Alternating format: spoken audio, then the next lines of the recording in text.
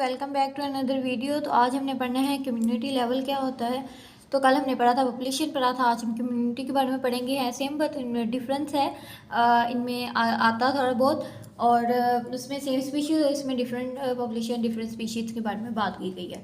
सो मुझे कमेंट्स में 2-3 क्वेश्चंस भी आए थे, उनमें आया था कि अल्सर क्या होता है। तो फर्स्ट अल्सर के बारे में पूछा गया था। जो अल्सर होता है वो सिर्फ एक स्टमक से ही रिलेटेड करता है, स्टमक में ही होता है और तो हमारे किसी ऑर्गन में ना हार्ट में होता है। और इसका जो स्टमक है वो होता है स्पाइस चीज़ों की वजह से है। जैसे कि जो हमारा स्टमक है वो फूड को डाइजेस्ट करता है और हार्ट तो करेगा नहीं डाइजेस्ट, ना ही हमारी किडनी करेगी। किडनी तो फिल्ट्रेशन का काम करती है, हार्ट पंपिंग का काम करता है। तो इसी तरह हम जो खाना जो है हमारा स्टमक में ही जाता है, तो स्टमक से ही रिलेट करता है। जो अल्सर है, अल्सर एक डिसऑर्डर है और ये स्पाइसी चीज़ें खाने की वजह से होता है। अगर हम खाना वगैरह खा रहे हैं, हमारे जो स्टमक होता है इसमें एक एसिड होता है। जब कोई फूड वगैरह हमारी बॉडी के अंदर एंटर होता है तो जो स्टमक के अंदर जो एसिड होता है वो हमारे फूड को ब्रेक डाउन करता है, उसे डाइजेस्ट करने में हेल्प आउट करवाता है। उसे हाइड्रोक्लोरिक एसिड कहते हैं और जो एंजाइम्स होते हैं वो ब्रेक डाउन करने में हेल्प आउट करते हैं। जो एसिड होता है, अगर हम नॉर्मल चीज़ें खाएंगे तो वो एसिड है उसे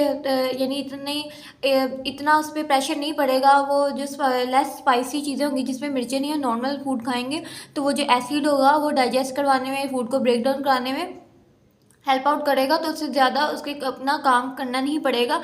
तो वो जल्द से जल्द जितना भी नॉर्मल हम खाना खाएंगे, स्पाइस जितने भी ज़्यादा मिर्चें नहीं होंगी तो वो डाइजेस्ट करवा देगा। अगर हम ज़्यादा चीज़ें खाएंगे, स्पाइसी खाएंगे ज़्यादा, हम लोग जैसे आजकल लोग बहुत स्पाइसी फूड पसंद करते हैं, फास्ट फूड ज़्यादा खाएंगे या हम ज़्यादा चटखारी चीज़ें खाएंगे तो उसकी वजह से जो एसिड होगा उस पर ज़्यादा वजन पड़ेगा, किस पे ज़्यादा प्रेशर होगा। जब वो यानी हमारी जो स्टमक की लेयर होगी उसे प्रोटेक्ट करने के लिए होता है। तो वो जो एसिड होगा हमारे स्टमक के अंदर, तो वो जो फूड एंटर होगा तो उससे जब ज़्यादा प्रेशर लगेगा ज़्यादा स्पाइसी फूड की वजह से, तो ये भी हो सकता है जब हम लोग खाना अगर ज़्यादा स्पाइस खाएं तो वो जो लेयर होती है स्टमक के ऊपर वो वो ख़राब होनी शुरू हो जाती है और वो लेयर उतर जाती है, पीछे हट जाती है। ज़्यादा स्पाइस करने की वजह से उसकी इनर लेयर को हिट करती है, जिसकी वजह से हमें अल्सर का डिसऑर्डर से गुजरना पड़ता है, अल्सर की बीमारी हो जाती है। अल्सर की बीमारी इस तरह भी होती है, इसके इश्यू सिम्टम्स कुछ ये भी होते हैं। जब हम खाना खाते हैं तो अगर हम खाना खाते हैं तो हमें खाने से पहले अगर दर्द हो रही हो तो स्टमक की पेन ही होती है, लेकिन खाने के बाद खाना खाते ही में साथ ही पेन होनी चाहिए, तो अल्सर की सिम्टम्स भी होती हैं। अल्सर की वजह से ये होता है कि हमारे स्टमक से हमें खाना नहीं खाया जाता और जलन होती है। और जलन होती है तो हो गया खाने के बाद कि खाना अगर हम फास्ट फूड या कोई हम स्पाइस चीज़ खाएंगे तो उसकी वजह से जो हमारे स्टमक के अंदर लेयर होगी वो उतर जाएगी, यानी पीछे हट जाएगी, जिसकी वजह से हमें हमारे जो मैदे में सुराख भी हो जाएंगे और वो यानी मांस स्किन साइड पे हो जाएगी, जिसकी वजह से हमें काफ़ी परेशानी से गुजरना पड़ेगा। और सेकंड थिंग ये होती है कि जो हम मेडिसिन वगैरह ज़्यादा इस्तेमाल करते हैं, डॉक्टर्स हमें देते हैं मेडिसिन, एंटीबायोटिक्स वगैरह होती हैं कुछ ज़्यादा, जिन्हें हम कह देते हैं आजकल लोग कहते हैं कि उसे मेडिसिन दी तो काफ़ी वो तेज़ सी इस तरह खाने की वजह से हमारे स्टमक को काफ़ी इफेक्ट करती है, जिसकी वजह से ज़्यादा वो मेडिसिन एंटीबायोटिक गर्म होती हैं जिसे हम खा लेते हैं और जो हमारे स्टमक को इफेक्ट करती है और उसकी वजह से भी अल्सर हो सकता है। अल्सर होने की वजह से वो फिर ये मेडिसिन ये ज़्यादा उनका इस्तेमाल करने की वजह से जो हमारे गुर्दों को भी इफेक्ट करती हैं, किडनी को इफेक्ट करने के बाद फिर उसके हमें जब हम मेडिसिन खा लेते हैं फिर कॉन्स्टिपेशन से भी हमें गुजरना पड़ता है, ये भी हमें डिसऑर्डर होता है। जो अल्सर है ये काफ़ी हार्मफुल इफेक्ट है, इसके लिए हमें मेडिसिन से आराम तो आ जाता है, लेकिन ये होता है कि अगर हम इसके जो मेडिसिन में आते हैं पीपीआई और इसकी काफ़ी इसकी मेडिसिन वगैरह भी होती हैं जिनका ट्रीटमेंट डॉक्टर्स बताते हैं, बट ये होता है स्पाइस से हमें दूर, डॉक्टर कहते हैं कि स्पाइस वगैरह खाना ना इस्तेमाल ज़्यादा करें और अगर हम लाइट चीज़ें खाएंगे तो हमारी चीज़ प्रोटेक्ट हो सकेगी।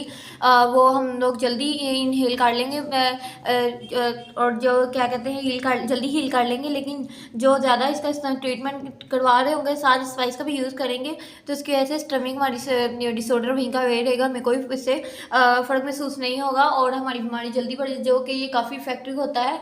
और ये एसिड ही होता है, ये मैंने आपको बता दिया अल्सर क्या होता था। ये एक एसिड होता है जो डिसऑर्डर होता है और ये स्टमक में एक एसिड होता है, वो नॉर्मल खाने को डाइजेस्ट कराता है। जब हम स्पाइस या कोई मिर्चों वाला ज़्यादा खाना खाएंगे उसकी वजह से उस एसिड पे प्रेशर पड़ेगा जो कि हाइड्रोक्लोरिक एसिड है, और वो जो हमारा खाना होगा उसे डाइजेस्ट नहीं सही से करवा पाएगा। वो जो हमारी स्टमक की लेयर होगी वो जो है वो पीछे हट जाएगी, और जो स्टमक होगा उस पर सुराख आने शुरू हो जाएंगे, इफेक्ट होगा, अल्सर की सिम्टम्स शो होनी शुरू हो जाएंगी। और ये जो स्मॉल इंटेस्टाइन है वहाँ अल्सर की वजह से उसमें भी पेन होनी शुरू हो जाती है, और जिसे हम छोटी आंत भी कहते हैं।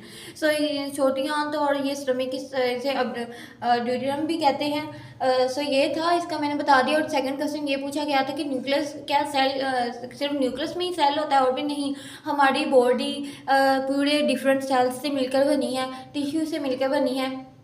एनिमल्स की बॉडी डिफरेंट टिश्यू सेल्स से मिलकर बनी है। प्लांट्स में भी सेल्स होते हैं, मैंने आपको बताया इतने ज़्यादा सेल्स होते हैं प्लांट्स में भी। और क्या कहते हैं वो एनिमल्स में भी सेल्स होते हैं। ह्यूमंस बॉडी में भी डिफरेंट सेल्स और टिश्यू से मिलकर बनी होती है। और जो न्यूक्लियस वगैरह होते हैं और जितने भी ऑर्गेनेलिज वगैरह मैंने आपको पढ़ाई हुई हैं पीछे 6th क्लास के जूनियर साइंस में भी बताई हुई हैं, वहाँ मैं सारी ऑर्गेनाइज बताएंगे सेल का क्या सारा कहाँ कहाँ सेल पाया जाता है, किस ऑर्गेनेली में होता है, किस बॉडी के ऑर्गन में होता है, ह्यूमन बॉडी में कहाँ होता है, प्लांट्स बॉडी में कहाँ होता है, प्लांट और एनिमल्स में कहाँ होता है। ये मैंने प्रीवियस लेक्चर में आपको बताया। अगर आप क्लास जूनियर साइंस में निकाल के देखा तो आपको सेल्स का सारा क्वेश्चन के आंसर मिल जाए। सो यस, ये तो 2 क्वेश्चन के आंसर मैंने देखे थे तो मैंने इनका रिप्लाई कर दिया है। और नेक्स्ट अब आज हम पढ़ेंगे कम्युनिटी लेवल क्या होता है। कम्युनिटी लेवल ये होता है कि कम्युनिटी लेवल में डिफरेंट स्पीशीज़ होते हैं, प्लांट्स और एनिमल्स मिलकर बने होते हैं, लिविंग इन सेम हैबिट, यानी एक ही कम्युनिटी के अंदर रहते हैं डिफरेंट प्लांट्स और डिफरेंट टिश्यूज। अगर हम कम्युनिटी लेवल की बात करें,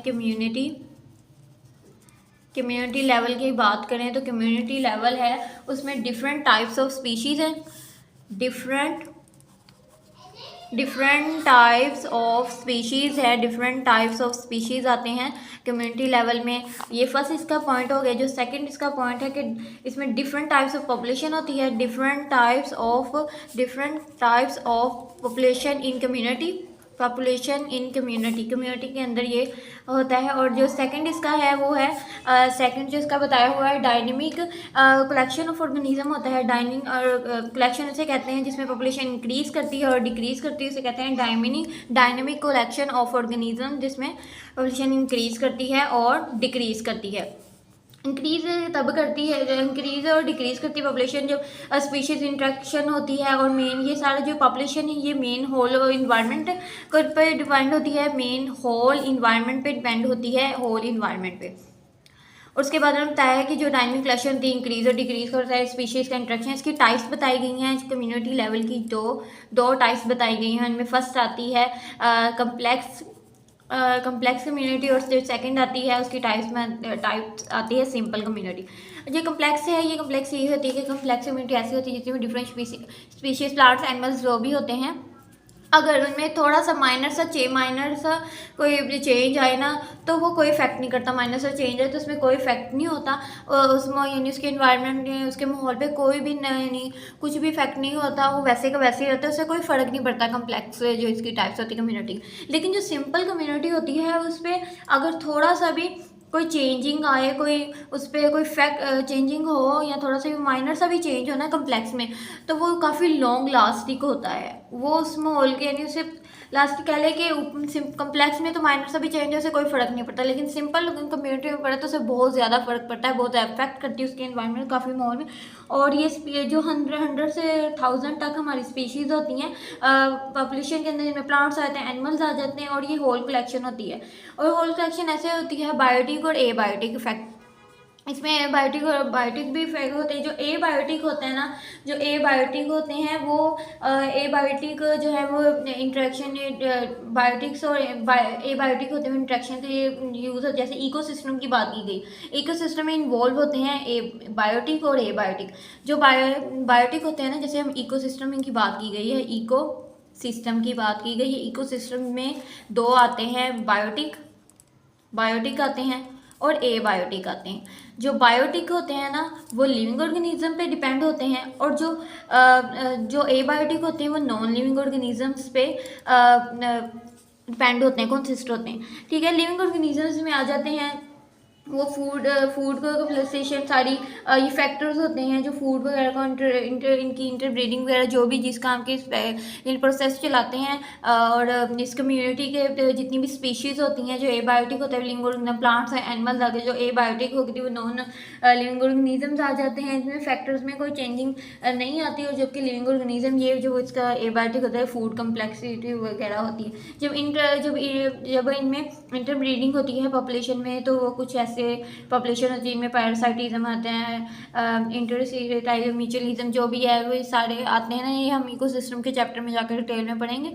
और मैंने आपको बता दिया डिफरेंट स्पीशीज़ होती हैं, डिफरेंट उसकी टाइप्स होती हैं, बेटाइन कलेक्शन होती है, कलेक्शन सेम फिर इंक्रीज होती है, डिक्रीज होती है, होल ऑर्गेनिज्म पे जो पॉपुलेशन है डिपेंड करती है। टाइप्स बता दी। कम्प्लेक्स जो है माइनर से भी चेंज आया तो वो इफेक्ट कोई नहीं करता। सिंपल में अगर चेंज आए तो वो लॉन्ग लास्टिंग इफेक्ट करता है। फिर आगे इकोसिस्टम है बायोटिक। एबायोटिक क्या होती है? एबायोटिक जो होती है वो लिविंग ऑर्गेनिज्म नॉन लिविंग के लिए, और बायोटिक होती है लिविंग ऑर्गेनिजम्स के लिए यूज़ होती है।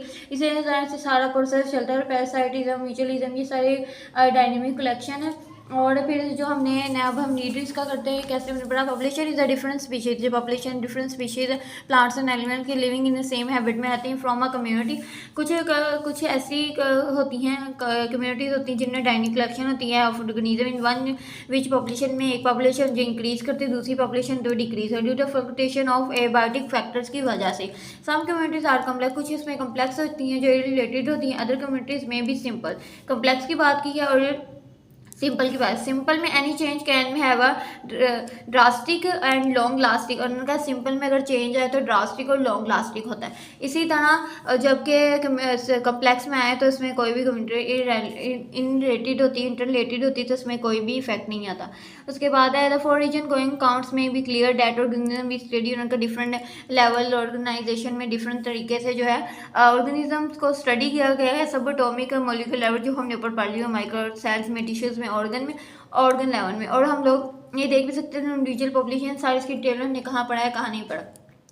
इसके फिर बाद में उन्होंने ये भी बता दिया है कि इंडिविजुअल ऐसा पार्ट ऑफ पॉपुलेशन, इंडिविजुअल ऐसा पार्ट है पॉपुलेशन का जिनमें सिमिलर इंडिविजुअल्स होते हैं पार्ट ऑफ कम्युनिटी के अंदर।